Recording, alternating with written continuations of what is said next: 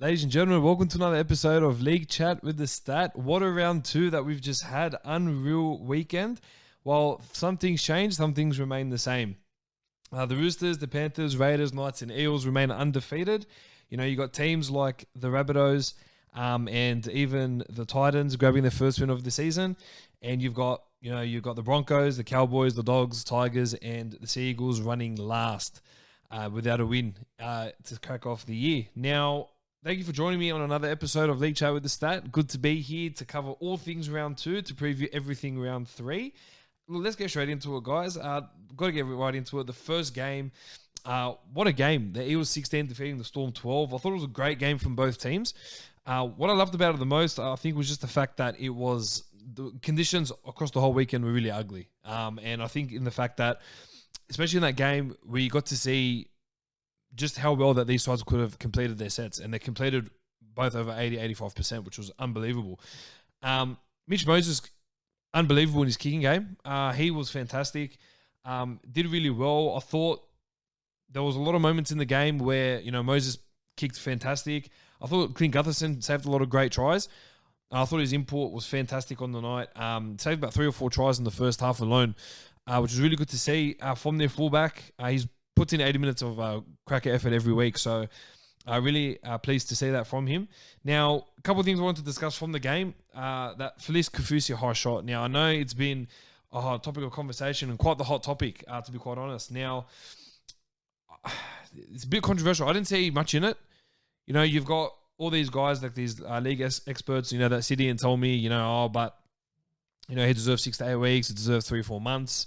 Something ludicrous like that. And they were going out and they were saying that he intended to go and hit him and elbow straight in the face as he was falling onto the ground. I think it was a load of rubbish. I don't think his intentions were for that. If you look at the tackle again, you see that he's got his eyes on the ball and he's trying to wrap up the ball. Obviously, there was no malice in him going and sticking his elbow out and on purposely looking at his head and then crushing his head. I think it's a bit far-fetched for those that are saying that, he went out to do that maliciously. I think it's rubbish. I thought, like the match review committee called, 2 weeks. I thought that was even pushing it, to be quite honest. I didn't think there was much in it. But, look, he copped a 2-game suspension for Felice Kafusi, and, everyone's blowing up about the fact that it should have been longer. Me, personally, I didn't think there was much in it. And, look, it did cost the Eels at a time where Ryan Madison was probably one of the best on the field, was playing great football. But, look, I just think that the Kafusi high shot, not that much in it compared to what everyone was saying. And I think the 2 weeks is justifiable for his suspension. Now, Regan Campbell-Gillard and Junior Paulo, again, laying the platform for the power forwards, just fantastic. RCG especially, 17 runs, 170 metres, 60 post contact, with 4 tackle breaks and offload and 39 tackles. I thought was a really big effort from him. Junior Paulo scoring another try. Reid Marnie grabbing another 59 tackles and another try assist. Great start to the year from Reid Marnie. Putting himself in early contention for that number 9 origin spot, even though Harry Grant has been away for the last few weeks with that PCL injury. So good to see that from him. Now, for the Storm, I just thought that there was just some moments where they could have capitalised and they didn't.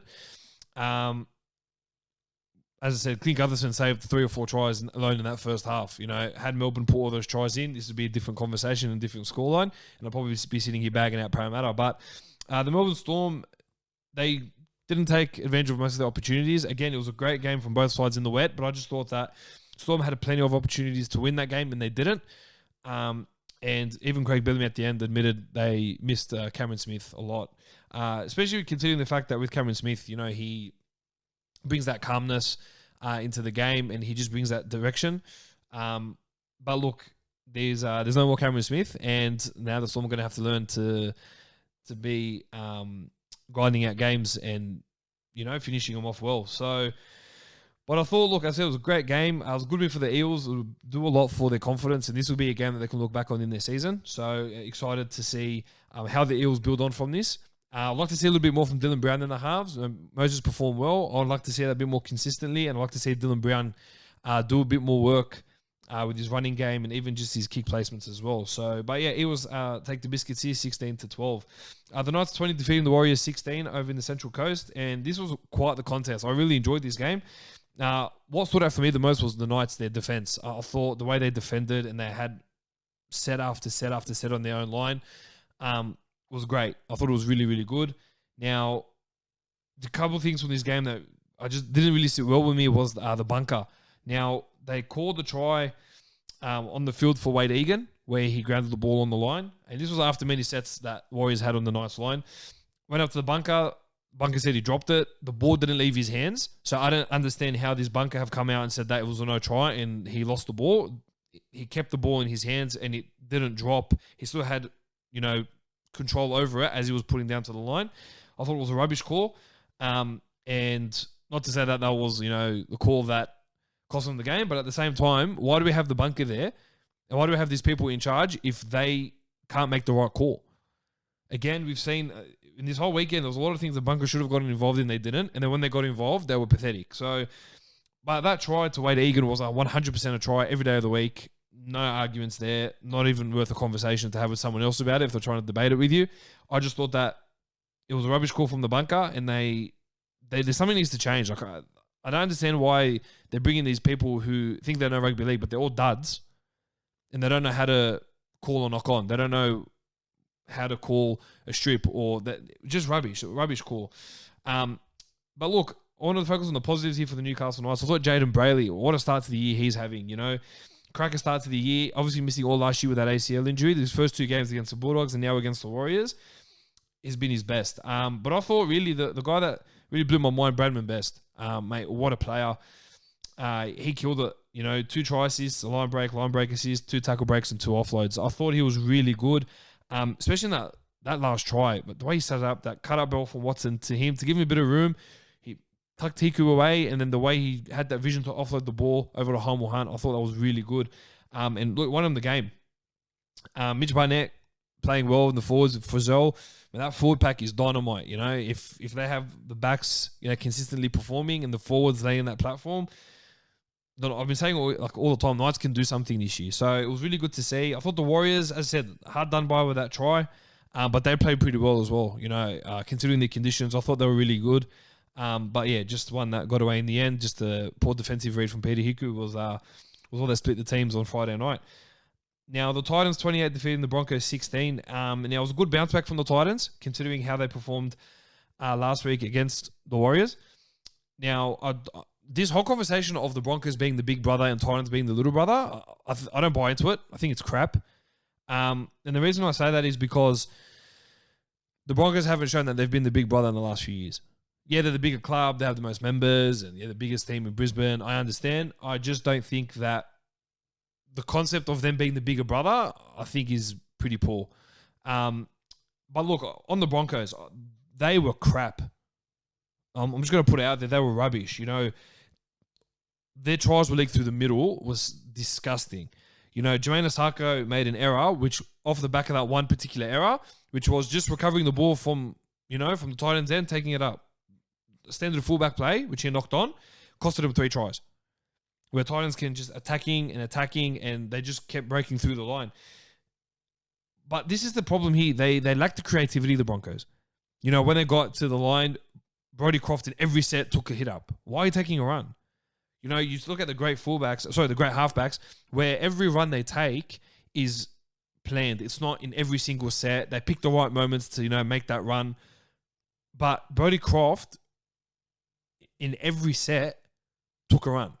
And it was predictable. They all saw it coming. I think they show lack of creativity, especially with Isaka at fullback. I don't think he's a fullback. He's shown these last 2 games he's not a fullback, and he'd be best suited on the wing. I would be calling up Reece Walsh, who is killing it at the moment in Queensland Cup. A player, a star of the future. Looking at his highlight reel, he's a freak. He just signed with the Warriors, which we'll get to a bit later. But he should be their fullback. Kevin Walters can't be sitting here and naming unchanged lineups week in, week out, expecting improvements because they were just woeful. Again, Anthony Milford tried hard, wasn't good enough. He was really poor in defense, him and Jordan Riki. I love Jordan Riki as an attacking player. He's a great attacking player. Defensively, poor reads, very poor. For David Fifita to score those 2 tries over Milford and Riki not being there to support him in the defensive line was very poor. And I thought that it comes with time, but I think an experienced campaigner, if Alex again switched to the other side, would have been good. After those 2 tries, they switched Milford to the other side of the field and brought Croft into the side to cover Fafita because Milford they let in 2 or 3 tries down that end. But it was just soft. I mean, the try to Jared Wallace through the middle was soft.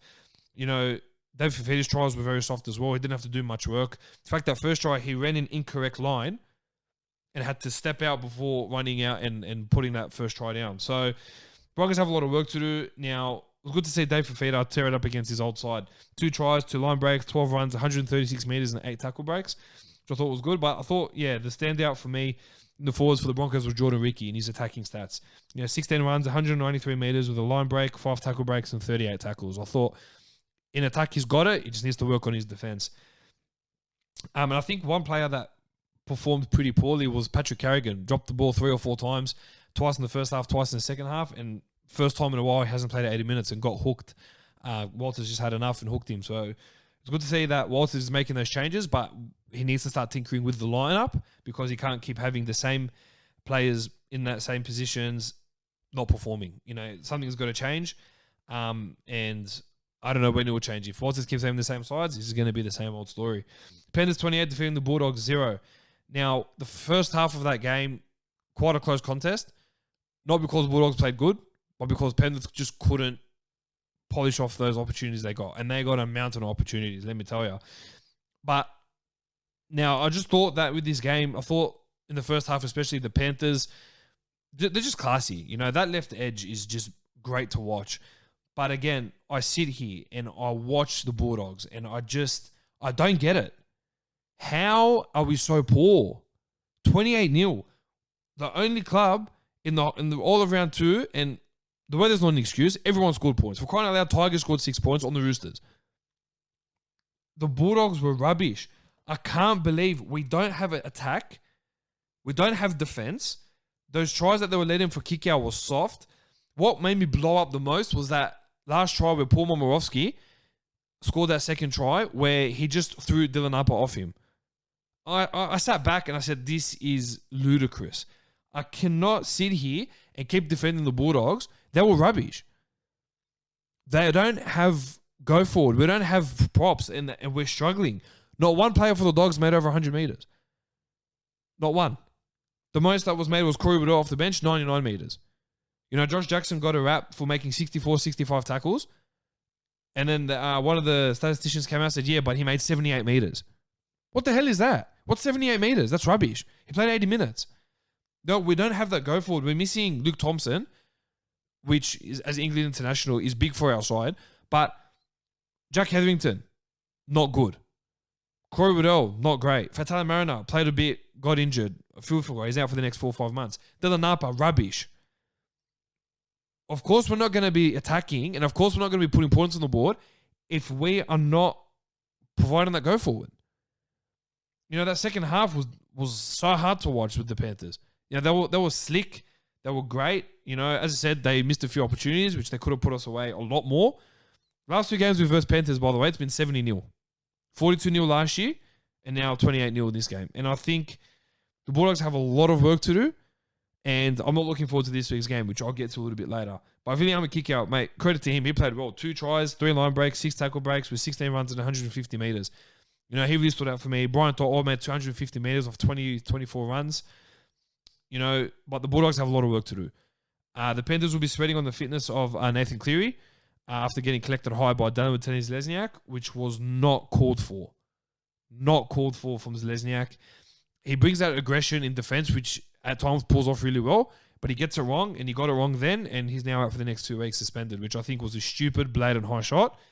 And I didn't think that it was appropriate, especially with 10 minutes to go. Not that we would have won the game, but there were better ways to do it, and that swinging arm, woeful. Not good. The Rabbitohs 26 defeating the Seagulls 12. And I'll be honest, I was expecting Rabbitohs by 30 plus. I was expecting the Rabbitohs to come out and just, the way they played against the Dragons in the Charity Shield, I thought was going to be a very similar performance against the Seagulls. I absolutely had no hope for the Seagulls to play well, but the Seagulls showed a lot of courage. I thought, they didn't play fantastic. They lost Andrew Davey 4 minutes in with that ACL injury, which was very unfortunate. But there's just positional changes that they need to make because Dylan Walker is not a fullback. And Des, you're an absolute clown if you think Dylan Walker's a fullback. I'm sorry. He was woeful. He made 4 or 5 errors. Where he is in attack isn't where he's meant to be as a fullback. And I think someone like Morgan Harper, who played well in the trial, should be the fullback for the Manly Sea Eagles. But they just couldn't capitalise on those opportunities. I think personally for the Sea Eagles, I think Daly Cherry Evans is having his worst start to the year in any year that I've seen him play rugby league. And I just think he's finding ways to be creative. I don't think it's working. And what's disappointing about that is the fact that you see with Cherry Evans, especially now, running out of ideas in what to do. And when he took that dive after the troll had hit him, is the lowest act and is one of the most poorest forms of football or sportsmanship I have seen on a rugby league field. The troll hardly touched him, and for him to get sin-binned, again, a rubbish call from the bunker and a rubbish call from the refs to have sin-binned him. There was absolutely nothing in it. He wouldn't have gotten to the try line, not even a professional foul. It was just blatant acting. And they got away with it and they scored that try. But that was it. Cherry Evans was not great the rest of the game. He needs to pick up. He needs to step up. He's $1 million man. Needs to lead this team around the park. Yes, they have a lot of injuries, especially a few more after that game. But he needs to lift their side. He's the only one that can. But the Rabbitohs, I thought they were very good. I thought Benji Marshall's impact off the bench, that flick pass to Mark Nichols in the second half was beautiful to watch. But Latrell Mitchell, mate, he is playing some good football, isn't he? Just his positioning in fullback, in the attack, in defense, his 1%ers, like you just see him, and when you watch it, you just think, wow, like I have not seen this side of Latrell Mitchell ever. And it's been good to watch these first few games of Latrell, and he's just looking at home. He's looking happy. He's looking great, and he's playing really good. And everyone's saying, oh, you know, what made him click? Wayne Bennett, best coach of all time. Greatest coach. Like, if he says this kid's a fullback, and he'll make him a fullback.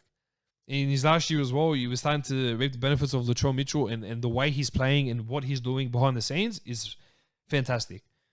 But look, I thought the standout for me for that game was Marty Tapau. I thought he led from the front and leading an inexperienced pack. I thought he did really well. 19 runs, 160 meters, a try, line break, 4 tackle breaks, 2 offloads, and 29 tackles, which I thought in a 55-minute hit out was pretty good from them. But yeah, the Seagulls need a lift, and they need answers ASAP because Trebojevic is only a couple of weeks away, and they need to start winning, or Hasler's contract is going to go down the wayside, and they're going to have to find a new coach.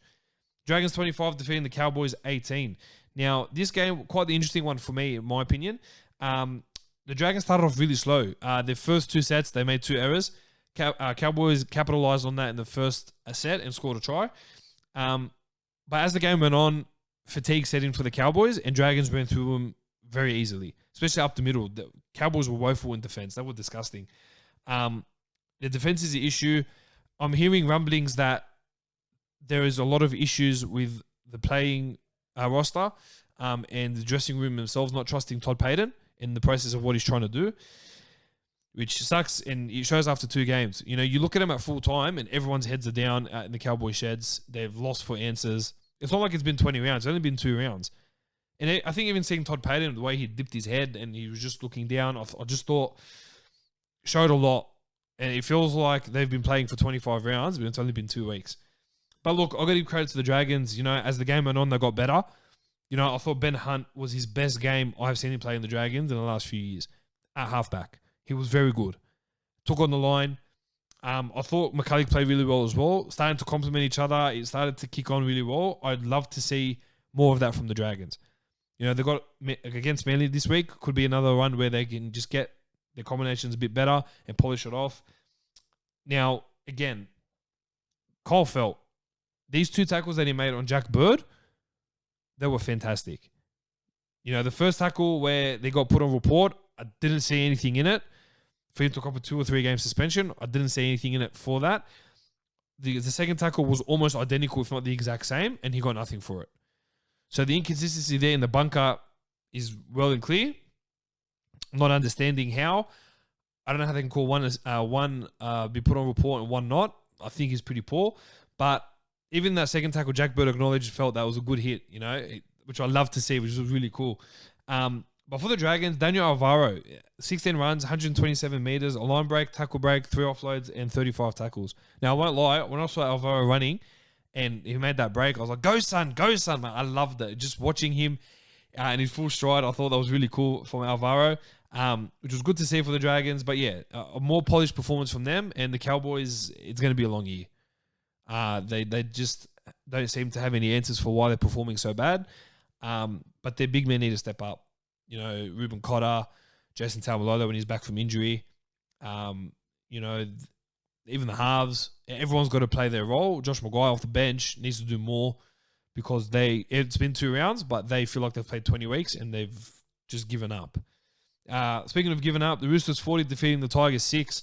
Now, this is what amazes me, right? This is what I can't seem to fathom. The Roosters were missing Jake Friend, Angus Crichton, Victor Radley, Sam Verrills, and Boyd Cordner, and still put 40 on the Tigers. It just shows that the system that they've got there is flawless. It's very, very good. It's very close to Melbourne's. I think Melbourne's is number 1, but the Roosters right under. In terms of the players they've got in their systems, they've still got people like Joseph Sawali and Sam Walker sitting in reserve grade playing the South Wales Cup. Unbelievable. That combination between James Tedesco and BMOS and their spine is just beautiful to watch. But this is the thing, Friend's replacement was Freddie Lussick, who's played only less than 10 games. And he looked right at home. Looked like I thought he had been out there for 100, 150 games. Yeah, it was really good. And once they got a feel of where the Tigers were weak, they capitalised. And every single time they ran the play, it was down that right-hand side. The Tigers were diabolical. They were disgusting. Now, what shocked me the most was in the first half, they played better, a lot better than they did in the second half, but they weren't the worst. Yeah, they got exposed on the right-hand side a few times, but not good enough for a side that, Michael Maguire's finally getting to tinker with your side, but it's still not good enough that they couldn't read it defensively. Joey Leilua, who's played over 200 first-grade games, should know better, ideally. But he's just been pathetic in defense. We just seen him get dropped this week, which we'll get into a bit later in the podcast. But yeah, I just thought that some of their decisions, especially in the halves, Luke Brooks, mate, for his 150th game, he showed glimpses of what he can do. But that break he made down the middle in the first half, got it through to Little, and then the play was broken. And then instead of Little getting the ball straight to Brooks on last tackle, it went to Leilua, Luciano Leilua, who did nothing with the ball. Put it out to Brooks.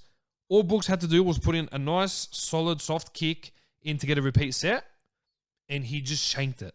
For somebody who's played 150 games, looked like he was playing in New South Wales Cup. Those kicks were crap. He did 2 of those, which costed him 7 tackle sets that they had to defend, and the Roosters scored a try off one of them as well. But yeah, their defense was shocking. For what Michael Maguire's trying to do there, the players aren't buying into it. And you can tell already, it was a cricket score. The Roosters just had a laugh with them. What stood out for me was Jarrah Hargraves off the bench, 18 runs, 167 meters, line break assist and 32 tackles. But look, Tedesco and BMOS, they're just flawless. Both over 200 meters. But BMOS, 21 runs, 220 meters, 3 tries, 3 line breaks, a try assist and 5 tackle breaks. Mate, he was good. He's playing great football, him and Josh. 34 years old. They're on less than $200 or maybe $250,000 a year. And they are just loving life. And you could see it in the way they're playing. So, yeah, the Tigers have a lot of work to do, and the Roosters are just getting reinforcements back. And when they're back at full strength, they'll be up there again. And it's going to be very hard to compete with a side like the Roosters.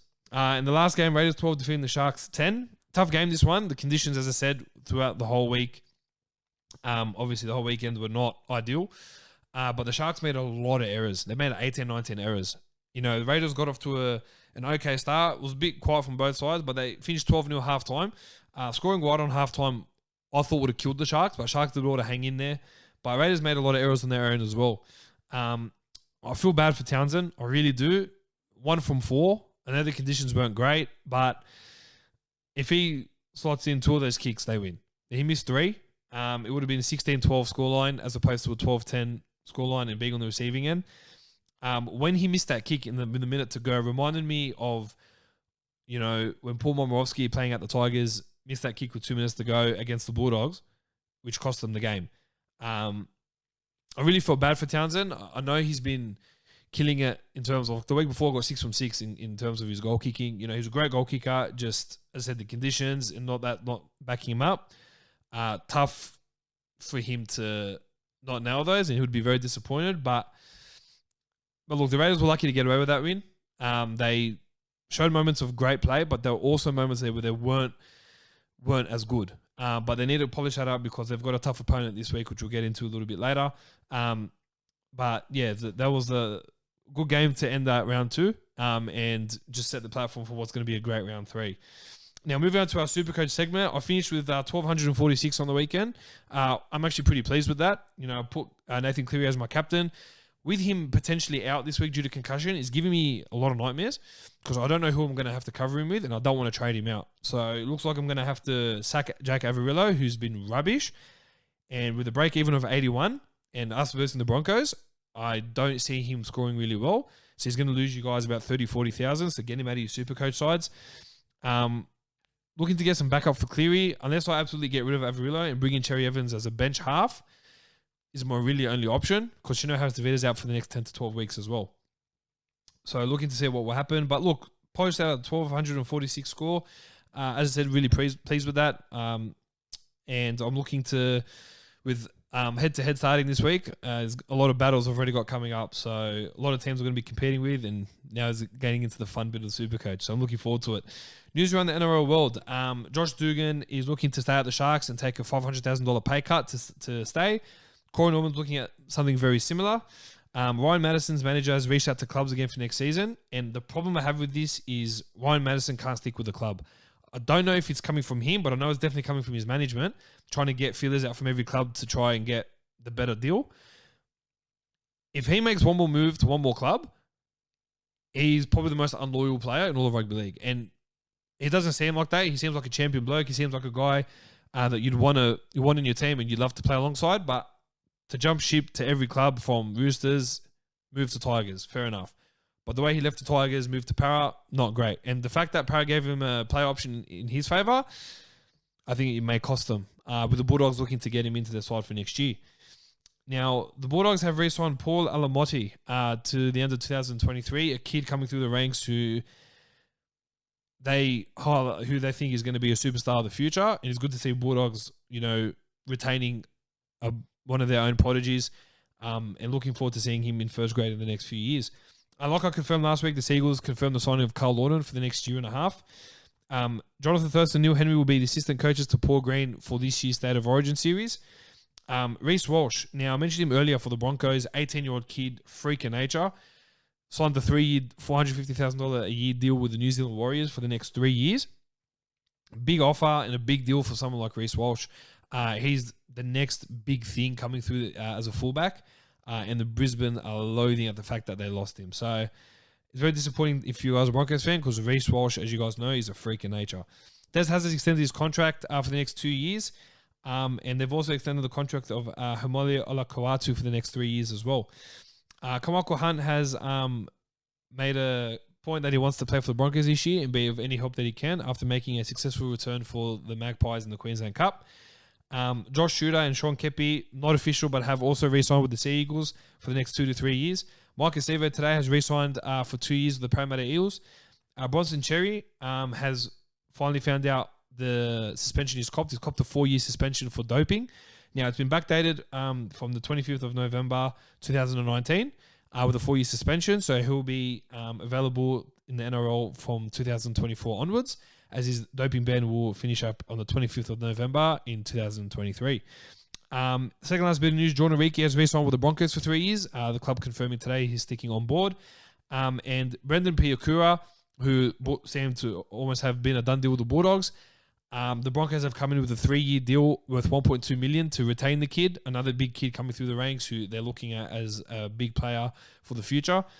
So now, just as the kid has his heart set on going to the Bulldogs, now the big offers come from the Broncos. So watch this space. It could be interesting, but I still do think that he will end up at the Bulldogs. Now, bringing you all things for round 3. Got the Panthers coming up against the Storm on Thursday night. Panthers 1-17 at this stage. Make sure to look out for late mail an hour before kickoff because Matt Burnett has been named as a reserve. With him being named as a reserve, it may mean that Cleary may not back up after that concussion. Now for the Storm, Tom Wisenuth will come to the starting side to take over the suspended Felice Kafusi. 2 new faces on the bench with Aaron Penne and Nico Hines both playing their first games of the year. And Tyson Smoothy has dropped off back into Queensland Cup. If Cleary plays, I'm backing the Panthers. If Cleary doesn't play, I'm probably going to still stick with the Panthers at home. I still think they're very strong, and it will be Panthers by 6. Dragons coming up against the Seagulls in Wollongong. The Dragons 1-17 for the Seagulls. Losing Andrew David to an ACL injury has just made it worse for them because Curtis Sirinen, as you guys know, is also out for the next 4 to 6 weeks. Josh Shooter, their 5'8", has been named to replace Davey in the second row. And with the new men on the bench, Morgan Boyle will come in on the bench there. Now, in this game, I see the Dragons winning and winning comfortably and should get them by 13 plus. The match of the round, the Rabbitohs coming up against the mighty Sydney Roosters. Josh Mansell gets recorded to the starting side for Jackson Paulo, who has suffered 2 concussions in 2 consecutive weeks, so he'll be rested for this week. For the Roosters, Victor Radley's back. Victor is back this week, named on the bench. Crichton comes back from a 1-game suspension as well, which pushes Drew Hutchinson and Fletcher Baker back into the reserves. I see the Roosters by 4. As tough as this game is going to be, I think the Roosters will just have what it takes to get over the Rabbitohs and beat them by 4 points. Raiders coming up against the Warriors.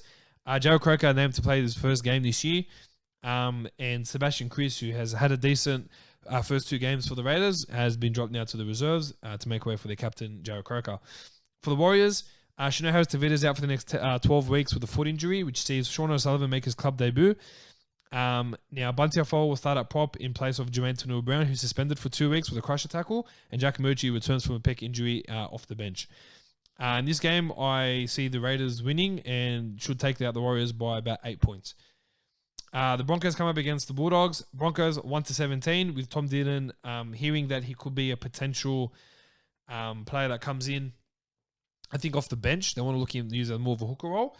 For the Bulldogs, Fatai Mariner has broken his foot, will be out for the next 4 to 5 months. Corey Waddell will move to the starting side. Joe Stimson will play his first game this year and only played 3 or 4 games last year before getting injured. Winger Tui Katoa will play a second NRL game to take over Daniel Lesniak. One that I'm looking forward to see from Tui Katoa. And the hooker, Sione Katoa, has been benched with Marshall King starting. This game is probably the battle for the wooden spoon again. The Broncos always seem to get up against the Bulldogs in the last few occasions they've met. If you're a betting man, probably go with the Broncos at home, but I'm going to stick with my Bulldogs, and I'll never leave them no matter how angry they make me. The Eels Sharks, a game that is a game for me where it kind of means a lot to me, the John Mannah Cup. For those that know, I had a really good friendship and I had a really good time with Johnny Mannah prior to him passing away in 2013. Gentle giant, great player, and encourage you guys to get out to Bankwest Stadium to be part of the Johnny Mannah Cup this year when the Eels take on the Sharks at Bankwest Stadium. Now, Ryan Madison's out for this occasion, being replaced by Isaiah Papali'i, and Ray Stone will come onto the bench. For the Sharks, Connor Tracy will step up from the bench and start in the centres. Moroni Hiroti was filthy and wasn't great on the weekend, so he's been dropped to the reserves, and Teague Wilton will come onto the bench. I think with the way Eels played last week and being at Bankwest, I think it'll be Eels by 12. Eels by 12 for that game. 2 games to go, the Knights versus the Tigers. Kurt Mann will take the spot of Phoenix Crossland, who's suspended for 2 games on the crusher tackle. And for the Tigers, Joey Leilua was dropped. Missed 7-8 tackles. It was rubbish. James Roberts is back from a shoulder injury. Zane Musgrove will start and push Offa Hengawi over to the bench. See the Knights take out this one by 16 points. I think it'll be a little while before we see the Tigers get their first win of the season. And final game, Cowboys up against the Titans. Murray Taulagi will come in on the wing for Kyle Felt, who's suspended for 2 games for that high shot on Jack Bird. And for the Titans, Ash Taylor has fractured his hand, so he'll be sitting out for the next 1 to 2 weeks, with Tanner Boyd coming in to jersey 6. And this game, I think the Titans will win, and they'll win by 6 points. Now, I appreciate you guys getting back to me on some of the questions that you've put through you'd like for me to answer. So thoughts on the Dogs past game and the upcoming game. Again, like I mentioned, the Dogs were rubbish last game, and good luck this week, even though it's the Broncos. it's going to be a while before I think we see the Bulldogs winning a game.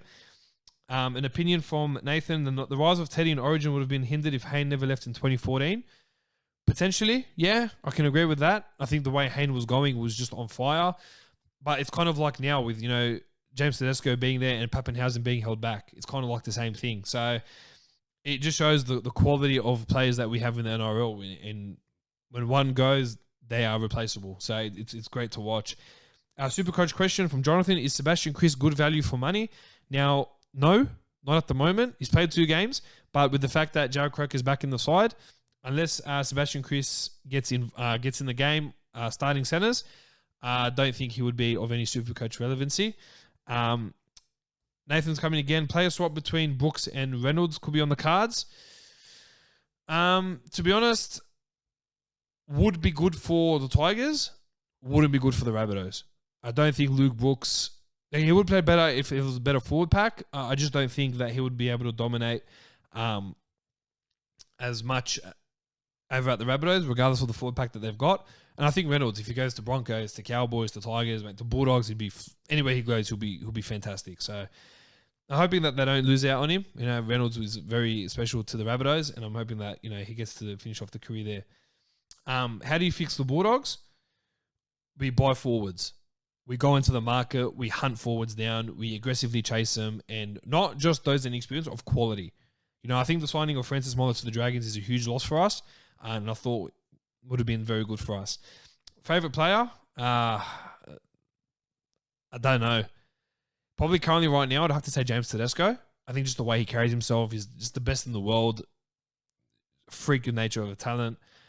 Can't really go past James Tedesco, to be honest. And last one from Jonathan here. Can he kick better than Chad Townsend? Probably not in those conditions. It's been a while since I've laced up the boots and had to take a few conversions. So I'm probably going to have to say no on that one.